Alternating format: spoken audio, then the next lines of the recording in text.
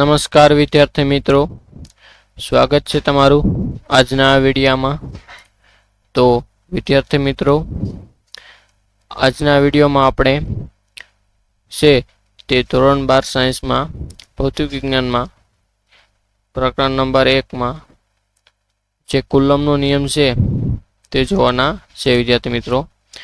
આગળના વિડીયોમાં આપણે છે તે ઉદાહરણ 1.3 ત્યાં સુધી છે તે અભ્યાસ કરેલો હતો। તો આજના વિડીયોમાં આપણે છે તે કુલમ્બના નિયમ વિશે અભ્યાસ કરવાના છે। મેં તમને અગાઉના વિડીયોમાં જણાવેલું હતું વિદ્યાર્થી મિત્રો કે જે કુલમ્બનો નિયમ છે તેના મૂળભૂત જે સિદ્ધાંત છે મેં તમને સમજાવેલો હતો કે કુલમ્બનો નિયમ છે તે શું છે ખરેખર, તેમાં બેઝિક માહિતી છે તે મેં તમને આપેલી હતી। કુલમ્બનો નિયમ એટલે કે જે બળ છે, બે વિદ્યુતભારો છે Q1 અને Q2, તેમના વચ્ચે અંતર r હોય છે, તો જે બળ વિદ્યુતભારો છે તેમની વચ્ચે જે બળ લાગે છે તેનું મૂલ્ય છે F। એ આપણે છે તે આ સૂત્ર છે વિદ્યાર્થી મિત્રો કે F = K × Q1 × Q1 Q2 / r² છે।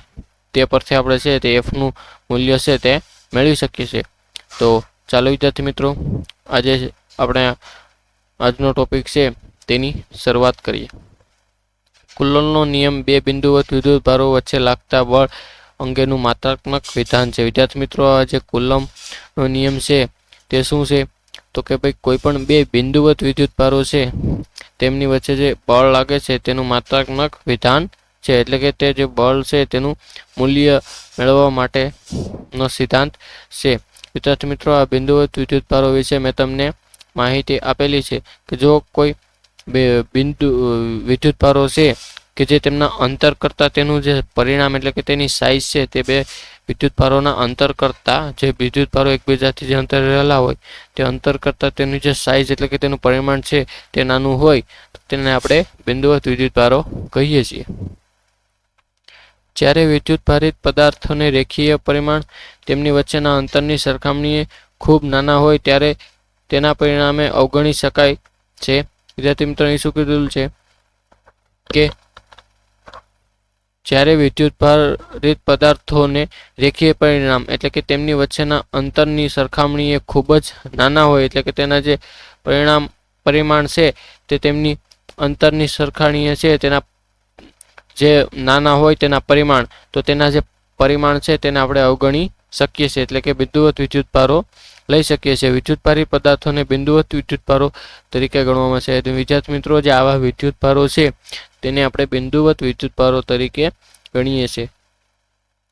કુલમ્બે બે વિદ્યુતભારો વચ્ચે લાગતા બળનું માપન કર્યું અને જણાવ્યું કે વિદ્યુતભારો વચ્ચેના અંતરના વર્ગના વ્યસ્ત પ્રમાણમાં અને બે વિદ્યુતભારોના માનના ગુણાકારના સમપ્રમાણમાં ચાલે છે। વિદ્યાર્થી મિત્રો, આજે કુલમ્બે પ્રયોગ કર્યો અને જે બે વિદ્યુતભારો છે તેના વચ્ચે જે લાગતું બળ છે તેનું માપન કર્યું અને તે પરથી તેમણે છે તે જણાવ્યું કે જે આ બળ છે F તે વિદ્યુતભારોનું જે અંતર છે તેના વર્ગના વ્યસ્ત પ્રમાણમાં અને જે વિદ્યુતભારોનું જે મૂલ્ય છે એટલે માન છે તેના ગુણાકારના સમપ્રમાણમાં હોય છે। એટલે કે વિદ્યાર્થી મિત્રો, આપણે અહીં લખી શકીએ કે જે F છે એ F ચાલે છે વિદ્યાર્થી મિત્રો, જે Q1 છે, Q1 અને Q2 એટલે કે F ચાલે છે જે Q1 અને Q2 છે તેના મૂલ્યના છે તે ગુણાકારના સમપ્રમાણમાં અને r² એટલે કે r² છે તેના વ્યસ્ત પ્રમાણમાં હોય છે। આ સૂત્ર પરથી આપણે શું સાબિત થાય છે વિદ્યાર્થી મિત્રો? આ સૂત્ર પરથી એવું સાબિત થાય છે વિદ્યાર્થી મિત્રો, આપણે એવું કહી શકીએ કે જો r છે તેમાં વધારો થાય એટલે કે અંતરમાં છે તે વધારો કરવામાં આવે તો જે F છે તેનું મૂલ્ય છે તે ઘટે છે, અને આ જો Q1 અને Q2માં છે વધારો કરવામાં આવે તો આ F છે તે વધે છે, પરંતુ આ જે r² છે એટલે r છે અંતર, જે વિદ્યુતભારો વચ્ચેનું જે અંતર છે એમાં વધારો કરવામાં આવે તો F નું મૂલ્ય ઘટે છે। એટલે આપણે કહી શકીએ કે F ચાલે છે 1/r² છે તેમ કહી શકાય। ઓકે, તો ચાલો આપણે આગળ જોઈએ। બે વિદ્યુત ભારોને જોડતી રેખા પર લાગે છે. વિદ્યાર્થી મિત્રો, આ જે બળ છે, બળ તે બે વિદ્યુત ભારોને જોડતી રેખા પર લાગે છે. અહીં ઉદાહરણ તરીકે આપણે જોઈએ વિદ્યાર્થી મિત્રો કે આ કોઈ એક બિંદુવત વિદ્યુતભાર છે અને આ બીજો કોઈ એક બિંદુવત વિદ્યુતભાર છે. તો હવે જે બળ છે વિદ્યાર્થી મિત્રો, જે વિદ્યુતભારોની વચ્ચે જે લાગતું બળ છે તે છે વિદ્યાર્થી મિત્રો આ જે બિંદુ વિદ્યુતભારો છે તેને જોડતી આ કોઈ રેખા છે તે રેખા પર લાગે છે. ઓકે, તો તમે સમજી ચૂક્યા હશો. તો હવે આપણે આગળ જોઈએ. જો શૂન્ય અવકાશમાં બે વિદ્યુતભારો Q1 અને Q2 વચ્ચે અંતર r હોય તો તેમની વચ્ચે લાગતા બળનું માન. વિદ્યાર્થી મિત્રો, અહીં તમે જોઈ શકો છો કે F = K ગુણ્યા Q1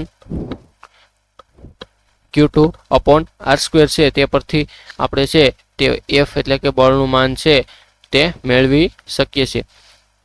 કુલમ્બ તેના પ્રયોગો પરથી આ નિયમ પર કેવી રીતે પહોંચ્યા? વિદ્યાર્થી મિત્રો, અહીં પ્રશ્ન પૂછેલ છે કે કુલમ્બ છે તેના આ જે પ્રયોગ પરથી આ નિયમ પર કેવી રીતે પૂછ્યા? તો કે કુલમ્બે ધાતુના બે વિદ્યુતભારિત ગોળાઓ વચ્ચેનું બળ માપવા માટે વર્તુળા એટલે નો ઉપયોગ કર્યો હતો. વિદ્યાર્થી મિત્રો, આજે કુલમ્બ છે તેમને આજે બે ધાતુના ગોળા લીધા, વિદ્યુતભારિત ગોળાઓ, અને તેમની વચ્ચેનું જે અંતર છે તે માપવા માટે વર્તુળા છે તેનો ઉપયોગ કર્યો હતો.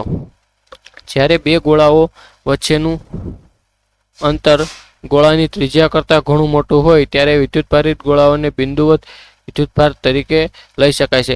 અહીં શું કહેવા માંગે છે વિદ્યાર્થી મિત્રો કે કુલમ્બે છે તે બે ગોળા લીધા. અહીં હું તમને દર્શાવું છું કે આ કોઈ એક ગોળો છે અને આ અહીંયા બીજો કોઈ ગોળો છે. હવે વિદ્યાર્થી મિત્રો, હવે જો આ ગોળાઓની ત્રિજ્યા, વિદ્યાર્થી મિત્રો આ છે, તમે હું બહાર લઉં છું કે વિદ્યાર્થી મિત્રો ધારો કે આ ગોળાનો વ્યાસ છે અને જો આનાથી અડધો માપ હોય તો તેને ગોળાની ત્રિજ્યા કહેવાય. અને તેથી આપણને અહીં જોઈ શકીએ છીએ વિદ્યાર્થી મિત્રો કે આ ગોળાની ત્રિજ્યા કરતાં છે તેમનું વચ્ચેનું અંતર છે તે ખૂબ જ મોટું છે, તેનું અંતર ખૂબ જ મોટું છે. તેથી આ જે ગોળાઓ છે તેને આપણે વિદ્યુતભાર છે તે બિંદુવત વિદ્યુતભાર તરીકે છે તે લઈ શકીએ છીએ. શરૂઆતમાં ગોળાઓ પરનો વિદ્યુતભાર અજ્ઞાત હતો. વિદ્યાર્થી મિત્રો, અહીં જે શરૂઆતમાં છે તેમને આજે કુલમ્બે પ્રયોગ કર્યો તેમાં શરૂઆતમાં ગોળાઓ પરનો વિદ્યુતભાર છે તે અજ્ઞાત હતો. સમીકરણ 1.1 જેવો સંબંધ તે કેવી રીતે શોધી કર્યો હશે? વિદ્યાર્થી મિત્રો, આજે કુલમ્બે છે તે આજે સમીકરણ 1.1 આપેલું છે વિદ્યાર્થી મિત્રો કે F = K Q1 Q2 upon r² જે સંબંધ છે તે એમણે કેવી રીતે શોધ્યો હશે? કુલમ્બે નીચેની સરળ રીતે વિચાર્યું. વિદ્યાર્થી મિત્રો, આ જે સંબંધ છે સમીકરણ 1.1 નું તે સંબંધ શોધવા માટે કુલમ્બે જે નીચે અહીં દર્શાવેલ છે તેવી સરળ રીત વિચારી તેના મગજમાં. ધારો કે એક ગોળા પરનો વિદ્યુતભાર Q છે.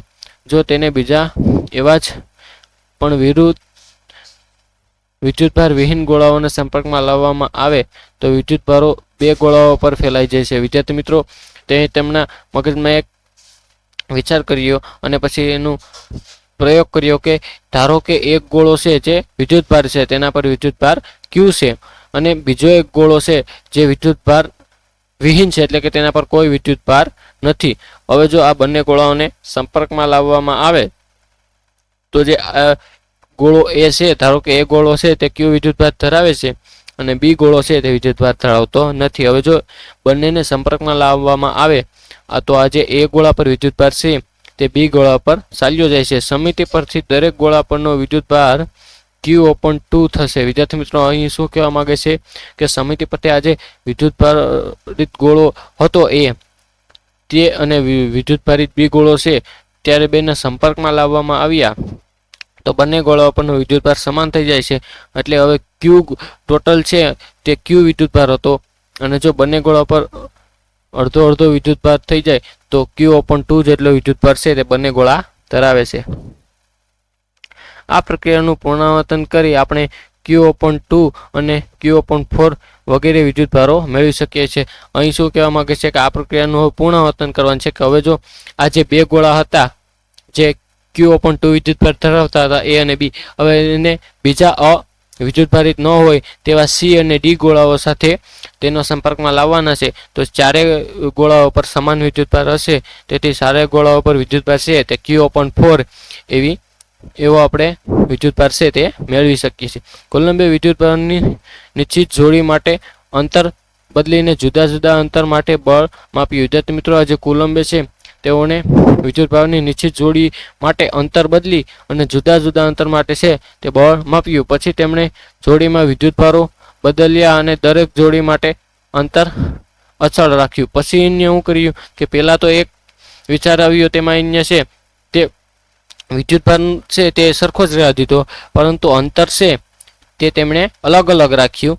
અને પછીના પ્રયોગમાં તેમણે શું કર્યું કે અંતર છે તે સમાન રાખ્યું, પણ વિદ્યુતભારો છે તે અલગ અલગ રાખ્યા. જુદા જુદા જોડીઓ માટે અને જુદા જુદા અંતરો માટે લાગતા બળોની સરખામણી કરી કુલંબે સમીકરણ 1.1 સંબંધ પર પહોંચ્યા. વિદ્યાર્થી મિત્રો, વિદ્યુતભારો છે આ જે કુલંબ છે ત્યાં ઉપર જણાવેલા પ્રયોગો કરી અને આ જે સમીકરણ 1.1 છે F = K Q1 Q2/r² તેના ઉપર પહોંચ્યા. સૌપ્રથમ તેમણે અંતર છે તે બદલાવ્યું, વિદ્યુતભાર એ અચળ રાખ્યો. ત્યાર પછી તેમણે અંતર અચળ રાખ્યું અને વિદ્યુતભાર બદલાવ્યો. આવા જુદા જુદા પ્રયોગ કરી અને કુલંબ છે તે સમીકરણ 1.1 F = K Q1 Q2/r² છે તે સંબંધ આપ્યો. કુલંબના નિયમનું સરળ ગાણિતિક વિધાન ઉપર દર્શાવેલ રીતે શરૂઆતમાં પ્રાયોગિક રીતે મળ્યું હતું. વિદ્યાર્થી મિત્રો, આ જે કુલંબ છે તેના નિયમનું સરળ ગાણિતિક વિધાન છે તે અહીં ઉપર દર્શાવેલા પ્રયોગો છે તેવા પ્રાયોગિક રીતે પ્રયોગો કરી અને મેળવવામાં આવ્યું હતું. મૂળ પ્રયોગ દ્વારા તે સ્થૂળ માપક્રમ પરના પદાર્થો માટે સ્થાપિત થયું હતું. વિદ્યાર્થી મિત્રો, પછી જે તે મૂળ પ્રયોગ દ્વારા જેનો મૂળ પ્રયોગ હતો તેના મૂળ પ્રયોગ દ્વારા છે તે સ્થૂળ માપક્રમ પરના પદાર્થ માટે પણ સ્થાપિત થયું હતું. પણ હવે તે પરમાણુ પરના નાના સ્તર એટલે કે R છે જ્યાં અંતર છે તે 10⁻10 મીટર માટે પણ સ્થાપિત થયું છે. વિદ્યાર્થી મિત્રો, પહેલા છે તે સ્થૂળ એટલે કે મોટા લેવલે હોય તેવા મોટા લેવલમાં તે સ્થાપિત થયું હતું, પણ હવે છે તે નાના નાના લેવલે એટલે કે સૂક્ષ્મ લેવલે પણ એટલે કે R છે અંતર છે તે વિદ્યુતભારો વચ્ચેનું અંતર એ 10⁻10 મીટર માટે પણ સ્થાપિત થયેલું છે. કુલંબે વિદ્યુતભારના સ્પષ્ટ માનની જાણકારી વિના તેનો નિયમ મેળવ્યો. વિદ્યાર્થી મિત્રો, આ જે કુલંબ છે તેમની પાસે જે વિદ્યુતભાર છે તેનું માન ન હતું, તેમને તેની જાણકારી નથી કે તેનું માન છે તે કેટલું છે, તેની જાણકારી વિના જ તેમણે આ છે નિયમ છે તે મેળવ્યો હતો. હકીકતમાં તે ઉલટું છે. કુલંબના નિયમનો ઉપયોગ હવે એક વિદ્યુતભારની વ્યાખ્યા આપવા કરી શકાય છે. વિદ્યાર્થી મિત્રો, અહીં શું છે કે હકીકતમાં તે ઉલટું છે. હવે કુલંબના નિયમનો ઉપયોગ કઈ રીતે કરાય છે કે ભાઈ એક વિદ્યુતભારની વ્યાખ્યા આપવા માટે પણ છે તે આપણે કરી શકીએ છીએ. સમીકરણમાં K એ હજી સુધી યાદચ્છિક અચળાંક છે. વિદ્યાર્થી મિત્રો, આ જે સમીકરણ 1.1 છે F = K Q1 Q2/r² એમાં જે K છે વિદ્યાર્થી મિત્રો એ K છે તે યાદચ્છિક અચળાંક છે. હજી સુધી તે યાદચ્છિક અચળાંક છે. Kની પસંદગી વિદ્યુતભારના એકમોનું માપન નક્કી કરે છે. વિદ્યાર્થી મિત્રો, આ જે K છે તે વિદ્યુતભારોના એકમનું માપન છે તે નક્કી કરે છે અને SI એકમોમાં Kનું મૂલ્ય, વિદ્યાર્થી મિત્રો આ આંકડો તમારે યાદ રાખવાનો છે. તે આંકડાની મદદથી તમે દાખલા પણ ગણી શકશો. વિદ્યાર્થી મિત્રો, આ જે SI એકમોમાં Kનું મૂલ્ય છે તે 9 × 10⁹ ન્યૂટન મીટર સ્ક્વેર પ્રતિ કુલંબનો સ્ક્વેર છે. ઓકે વિદ્યાર્થી મિત્રો, તો આ તમારે ખાસ યાદ રાખવાનું છે કે K છે તેનું મૂલ્ય છે તે 9 × 10⁹ ન્યૂટન મીટર સ્ક્વેર પ્રતિ કુલંબનો સ્ક્વેર છે. આ પસંદગીના પરિણામે વિદ્યુતભારો જે એકમ મળે તે કુલંબ કહે છે. વિદ્યાર્થી મિત્રો, આ બધા પરિણામો પરથી જે વિદ્યુતભાર છે તેનો એકમ મળે છે તે કુલંબ છે, તે એટલે કે વિદ્યુતભારનો એકમ છે તે કુલંબ છે, જેને અગાઉ આપણે પરિચ્છેદ 1.4 માં વ્યાખ્યાયિત કરેલો હતો. વિદ્યાર્થી મિત્રો, અગાઉ પણ આપણે આ જે કુલંબ છે તેને વ્યાખ્યાયિત કરેલો હતો, તેના વિશે આપણે છે અભ્યાસ કરેલો હતો.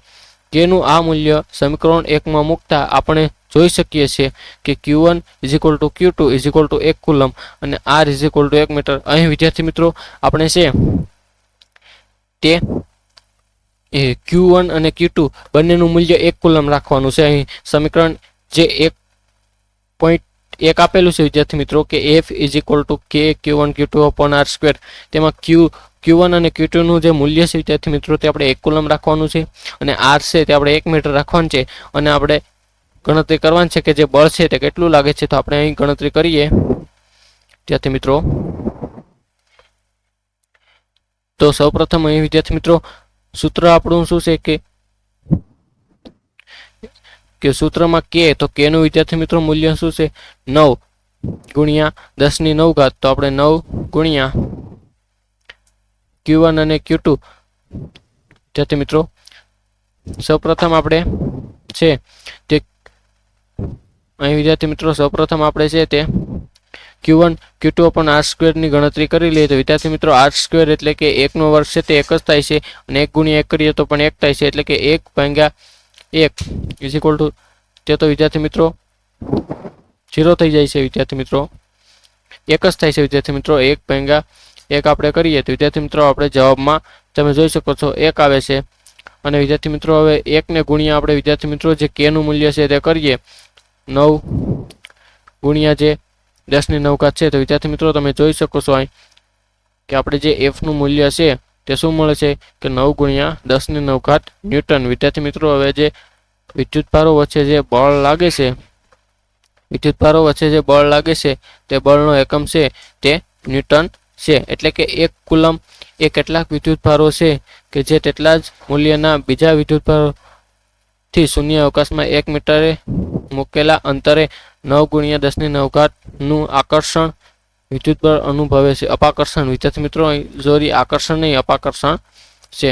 એટલે કે વિદ્યાર્થી મિત્રો આપણે 1 કુલમ અહીં શું વ્યાખ્યા આપેલ છે કે ભાઈ 1 કુલમ એટલે કે એવો વિદ્યુતભાર કે જે તેના જેટલું જ મૂલ્ય ધરાવતો વિદ્યુતભાર છે તે શૂન્ય અવકાશમાં 1 મીટરે અંતરે મૂકતા તે છે 9 ગુણ્યા 10 ની 9 ઘાત ન્યૂટન જેટલું અપાકર્ષણ બળ લગાડે છે. વિદ્યાર્થી મિત્રો અહીં આપણે ધારી લઈએ કે જો કોઈ એક ધન વિદ્યુતભાર છે અને બીજો જ કોઈ ધન વિદ્યુતભાર અને તે બંને ધન વિદ્યુતભારોનું મૂલ્ય સમાન છે અને જો તેને શૂન્ય અવકાશમાં 1 મીટર અંતરે મૂકવામાં આવે તો તે છે એકબીજા પર 9 ગુણ્યા 10 ની 9 ઘાત ન્યૂટન જેટલું છે તે અપાકર્ષણ બળ લગાડે છે.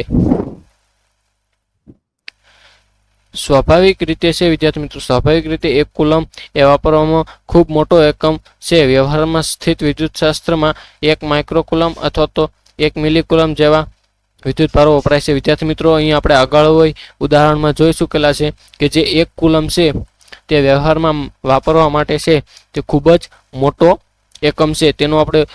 તેમાં છે ઘણા બધા વિદ્યુતભારો રહેલા હોય છે. 1 કુલમ એટલે કે આપણે જોયું હતું ખૂબ જ ઘણા બધા વિદ્યુતભારો થાય છે. તેથી આપણે જે વ્યવહારિક જે સ્થિત વિદ્યુતશાસ્ત્ર છે તેમાં આપણે ઉપયોગમાં છે 1 મિલીકુલમ અથવા તો 1 માઇક્રોકુલમ છે તેવા એકમોનો છે ઉપયોગ કરીએ છીએ.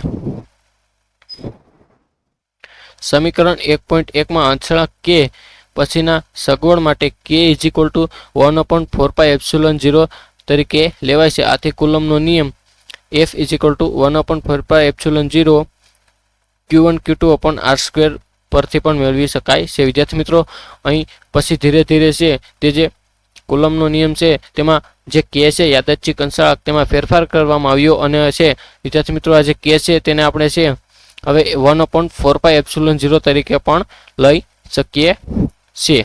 અને વિદ્યાર્થી મિત્રો અહીં જે તમે જાણતા હશો કે 4 તો 4 છે અને વિદ્યાર્થી મિત્રો તમે પાઈનું મૂલ્ય પણ જાણતા હશો કે પાઈનું મૂલ્ય 3.14 છે. પણ વિદ્યાર્થી મિત્રો જે ε0 છે તે શું છે તો વિદ્યાર્થી મિત્રો ε0 છે તે મુક્ત અવકાશ એટલે કે તે વિદ્યાર્થી મિત્રો શૂન્ય અવકાશનો છે તે પરાવૈદ્યુતાંક એટલે કે પરમિટિવિટી છે. વિદ્યાર્થી મિત્રો તમે યાદ રાખશો જે ε0 છે તે છે શૂન્ય અવકાશની પરમિટિવિટી છે. તેથી વિદ્યાર્થી મિત્રો હવે છે તે કુલમના નિયમને આપણે છે તે 1/4πε0 Q1 Q2 upon R square તરીકે પણ દર્શાવી શકીએ છીએ. SI એકમોમાં છે તે ε0 નું મૂલ્ય વિદ્યાર્થી મિત્રો અહીં તમને દર્શાવેલ છે કે SI એકમમાં જે શૂન્ય અવકાશની પરમિટિવિટી છે તેનું મૂલ્ય છે તે 8.854 ગુણ્યા 10 ની -12 ઘાત કુલમ સ્ક્વેર પ્રતિ ન્યૂટન પ્રતિ મીટરનો સ્ક્વેર છે. વિદ્યાર્થી મિત્રો આ જે ε0 0 છે તે એપ્સિલોન 0 ની જે મૂલ્ય છે વિદ્યાર્થી મિત્રો તમારે યાદ રાખવાનું રહેશે. આ જે એપ્સિલોન 0 છે તેનો આપણે આ જે ભૌતિક વિજ્ઞાન છે ધોરણ 12 ની જે ભૌતિક વિજ્ઞાન છે તેમાં ઘણી વખત છે તે એપ્સિલોન 0 નો છે ઉપયોગ કરવાનો હોય છે. ઘણા સૂત્રોમાં ઘણા દાખલાઓ ગણતી વખતે પણ આ જે એપ્સિલોન 0 છે તે મૂકવાનો હોય છે અને તેની કિંમત પણ તેમાં મૂકવાની થતી હોય છે. તો વિદ્યાર્થી મિત્રો આ જે એપ્સિલોન 0 ની કિંમત છે 8.824 ગુણ્યા 10⁻12 અને એકમ છે તે કુલમ સ્ક્વેર ન્યૂટન ની -1 અને મીટરની -2 એટલે કે ન્યૂટન કુલમનો સ્ક્વેર ન્યૂટન પ્રતિ ન્યૂટન અને પ્રતિ મીટરનો સ્ક્વેર છે તેમ તમે બોલી શકો છો. હું ફરીથી વિદ્યાર્થી મિત્રો અહીં બોલું છું કે એપ્સિલોન 0 ની કિંમત છે તે 8.856 ગુણ્યા 10⁻12 અને કુલમનો સ્ક્વેર પ્રતિ ન્યૂટન પ્રતિ મીટરનો સ્ક્વેર છે. બળ સદિશ હોવાથી કુલમનો નિયમ સદિશ સ્વરૂપમાં લખવાનું વધારે સારું છે. વિદ્યાર્થી મિત્રો અહીં શું છે કે જે બળ છે તેને હંમેશા દિશા હોય છે. આપણે જાણીએ છીએ કે ભાઈ જે બળ છે તેની દિશા છે. આપણે એ જાણીએ છીએ કે ભાઈ બળ છે તેને હંમેશા દિશા હોય છે એટલે કે સદિશ છે. તેથી જો કુલમના નિયમમાં પણ છે તે બળ જ લાગે છે એટલે કુલમનો નિયમ છે તે પણ સદિશ કહી શકીએ આપણે. એટલે કે જે કુલમના નિયમ છે તેને સદિશ સ્વરૂપમાં લખવું એ વધારે સારું રહે છે. ધારો કે વિદ્યુતભારો Q1 અને Q2 ના સ્થાન સદિશો અનુક્રમે R1 અને R2 છે. આપણે Q1 અને Q2 ના લીધે લાગતા બળને F1 અને Q2 પર Q1 ને લીધે લાગતું બળ F21 તરીકે દર્શાવીએ છીએ. અહીં વિદ્યાર્થી મિત્રો શું છે, અહીં હવે જે હવેનો ટોપિક છે વિદ્યાર્થી મિત્રો અહીં આપણે ભેગો આપેલ છે, પણ હું તમને કહું હવેનો જ ટોપિક છે તે કુલમનો નિયમ છે તે સદિશ સ્વરૂપે દર્શાવશે. તો અહીં તમે ચોકડી કરી અને તમે સ્ટાર કરીને લખી શકો છો કે કુલમનો નિયમ છે તે સદિશ સ્વરૂપે અહીં દર્શાવેલો છે. હવે તમે જાણો છો વિદ્યાર્થી મિત્રો કે બળ છે તે સદિશ છે એટલે કે આપણે કહીએ કે ભાઈ આ દિશામાં એટલું બળ લાગે છે, આ તરફની દિશામાં એટલું બળ લાગે છે. તો વિદ્યાર્થી મિત્રો હવે આપણે કુલમના નિયમને સદિશ સ્વરૂપે દર્શાવવાનો છે. તો ચાલો શરૂઆત કરીએ કે ભાઈ જે Q1 અને Q2 ના લીધે લાગતા બળને આપણે F21 અને Q2 પર Q1 ના લીધે લાગતા બળને આપણે F21 કહીએ. વિદ્યાર્થી મિત્રો અહીં થોડીક મિસ્ટેક થાય છે, હું તમને સમજાવી દઉં, તમે સમજીને કહો. અહીં શું છે કે ભાઈ Q1 છે એ Q1 એટલે કે Q1 વિદ્યુતભાર પર જે Q2 ના લીધે બળ લાગે છે, પહેલા વિદ્યુતભાર પર જે બીજા વિદ્યુતભારને લીધે બળ લાગે છે તે બળને આપણે F12 તરીકે દર્શાવીએ છીએ. અને જે બીજા વિદ્યુતભાર પર છે પહેલા વિદ્યુતભારના લીધે જે બળ લાગે છે તેને F21 તરીકે. અહીં તમને સરળતા ખાતર હું તો કહી દઉં વિદ્યાર્થી મિત્રો કે 1 એટલે કે વિદ્યાર્થી મિત્રો જેના પર બળ લાગે છે એટલે કે F1 પર બળ લાગે છે તેને આપણે આગળ દર્શાવવાનો છે. F12 એટલે કે જેના પર બળ લાગે છે તેને આગળ દર્શાવવાનો છે અને જેના લીધે લાગે છે તેને આપણે તેના પછી દર્શાવવાનો છે. એટલે વિદ્યાર્થી મિત્રો અહીં તમે જોઈ શકો છો કે Q1 પર Q2 ના લીધે બળ છે તેને આપણે F12 તરીકે દર્શાવેલ છે અને Q2 પર જે Q1 ના લીધે બળ લાગે છે એને F21 એટલે કે બીજા વિદ્યુતભાર પર છે તે પહેલા વિદ્યુતભાર પર લાગતું બળ છે. F21 છે એ બીજા વિદ્યુતભાર પર પહેલા વિદ્યુતભારને લીધે લાગતું બળ છે.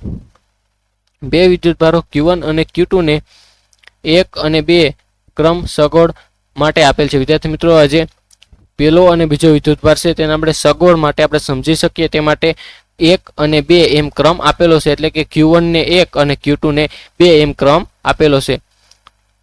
1 થી 2 તરફ દોરેલો સદિશ R21 છે દર્શાવેલ છે. વિદ્યાર્થી મિત્રો આજે Q1 થી જે Q2 તરફનો સદિશ છે વિદ્યાર્થી મિત્રો અહીં તમે જોઈ શકો છો. આજે Q1 છે તેનાથી જે Q2 તરફનો સદિશ છે તેને આપણે છે R21 તરીકે દર્શાવેલ છે.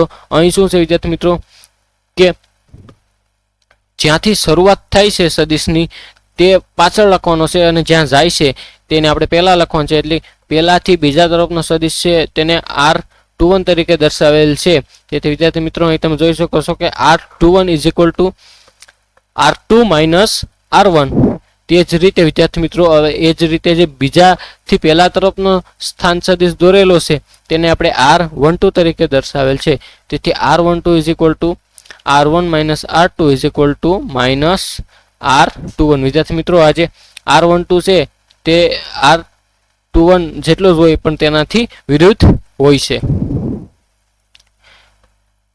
સદિશો R21 અને R1 ના માપ અનુક્રમે R12 અને R21 છે. વિદ્યાર્થી મિત્રો અહીં જે સદિશો જે R સદિશ 21 છે અને R સદિશ 12 છે તેનું જે માન છે તેનું મૂલ્ય છે તે R1 અને R21 અને R12 તરીકે દર્શાવેલ છે.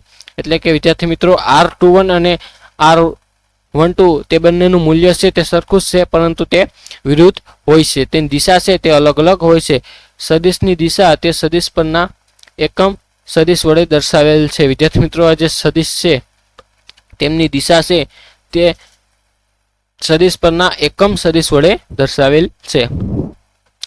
1 થી 2 અથવા તો 2 થી 1 ની દિશા દર્શાવવા માટે આપણે એકમ સદિશ આ પ્રમાણે વ્યાખ્યાયિત કરીએ છીએ. વિદ્યાર્થી મિત્રો આ જે Q1 થી Q2 અથવા તો Q2 થી Q1 ની દિશા છે તે આપણે દર્શાવવા માટે છે આપણે એકમ સદિશો છે આ પ્રમાણે વ્યાખ્યાયિત કરીએ છીએ. એટલે કે R21 સદિશ ઇઝ ઇક્વલ ટુ R21 સદિશ છેદમાં જે R12 નું મૂલ્ય છે એ મૂકવાનું છે. ત્યાર પછી જે R12 સદિશ છે તેનું મૂલ્ય માટે આપણે R12 સદિશ અને જે R12 છે તેનું મૂલ્ય મૂકવાનું છે અને જે R21 સદિશ છે તેનું મૂલ્ય માટે છે તે માઇનસ R12 પણ આપણે સદિશ છે તે કહી શકીએ છીએ. એટલે R21 છે તેનું મૂલ્ય છે તે R1 સદિશના મૂલ્ય છે તેનાથી વિરુદ્ધ મૂલ્યનું હોય છે.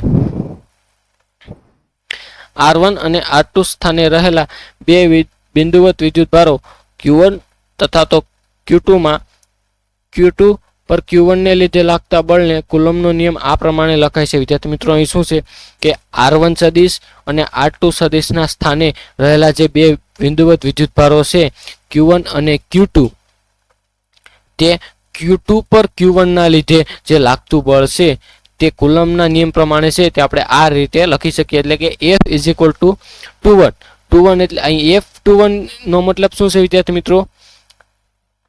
અહીં F21 નો મતલબ એ છે વિદ્યાર્થી મિત્રો કે 2 એટલે કે પેલા કોના પર બળ લાગે છે એ એટલે કે બીજા પર બળ લાગે છે અને 1 એટલે કે કોના લીધે એટલે કે F2 પર વિદ્યાર્થી મિત્રો F2 પર Q1 ના લીધે એટલે કે બીજા વિદ્યુતભાર પર પેનાના લીધે લાગતું બળ છે તેનું મૂલ્ય છે તે 1/4πε0 Q1 Q2 upon R21 નો સ્ક્વેર. R21 નો સ્ક્વેર એટલે કે વિદ્યાર્થી મિત્રો એ અંતર છે, બીજાથી પહેલા સુધીનું અંતર છે અને જેની દિશા છે તે R21 R સદિશ છે તેની દિશામાં હશે. સમીકરણ 1.3 ને કેટલીક નોંધપાત્ર બાબતો આ પ્રમાણે છે. વિદ્યાર્થી મિત્રો આ જે સમીકરણ 1.3 છે તેની કેટલીક નોંધપાત્ર બાબતો છે તે અહીં દર્શાવેલી છે કે સમીકરણ 1.3 એ Q1 અને Q2 ના ધન કે ઋણ ગમે તે ચિહ્નો માટે સત્ય છે.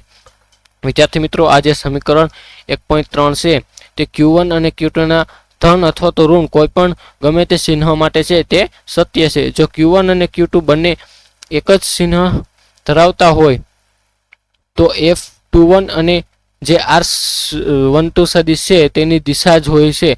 વિદ્યાર્થી મિત્રો અહીં શું છે કે જો Q1 અને Q2 બંને એક જ ચિહ્ન એટલે કે કાં તો ધન અથવા તો કાં તો માઇનસ બંને ધન અથવા તો બંને ઋણ જો ધરાવતા હોય તો જે F21 છે એ F21 ની દિશા કઈ હશે તો વિદ્યાર્થી મિત્રો R12 સદિશ છે તે જ તેની દિશા હશે.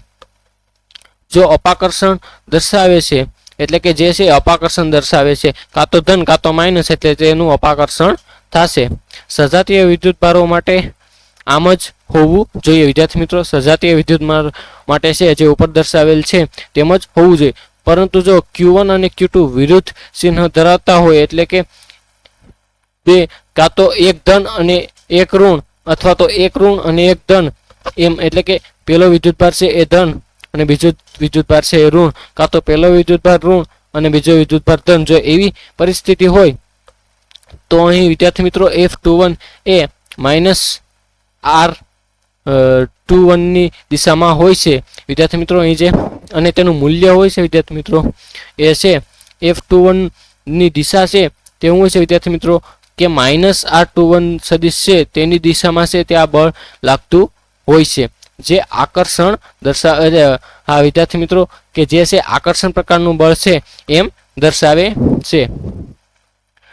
વિજાતીય વિદ્યુતભારો માટે આ અપેક્ષિત છે. વિદ્યાર્થી મિત્રો જે વિજાતીય એટલે કે વિરુદ્ધ પ્રકારના વિદ્યુતભારો હોય છે તેના માટે આ પરિસ્થિતિ છે તે સાચી છે એટલે કે અપેક્ષિત છે. આમ આપણે સજાતીય અને વિજાતીય વિદ્યુતભારોના કિસ્સાઓ માટે અલગ અલગ સમીકરણો લખવા પડતા નથી. વિદ્યાર્થી મિત્રો આમ એટલે કે જો સજાતીય અથવા તો વિજાતીય વિદ્યુતભાર હોય તો તેના માટે આપણે અલગ અલગ છે તે વિદ્યુતભારો લખવા પડતા નથી. સમીકરણ 1.3 એ બંને કિસ્સાઓની સાચી રીતે સંભળાયેલ છે. વિદ્યાર્થી મિત્રો અહીં શું કીધેલું છે કે જો વિદ્યુતભારો છે તે સજાતીય હોય અથવા તો વિજાતીય હોય એટલે કે બંને સરખા હોય અથવા તો બંને અલગ અલગ હોય તો અલગ અલગ સૂત્ર લખવાની છે તે કોઈ જરૂર નથી. આપણે છે તે એક જ સમીકરણ પરથી છે તેનું મૂલ્ય છે તે મેળવી શકીએ છીએ, પરંતુ તેની દિશા છે તે અલગ અલગ હોય છે.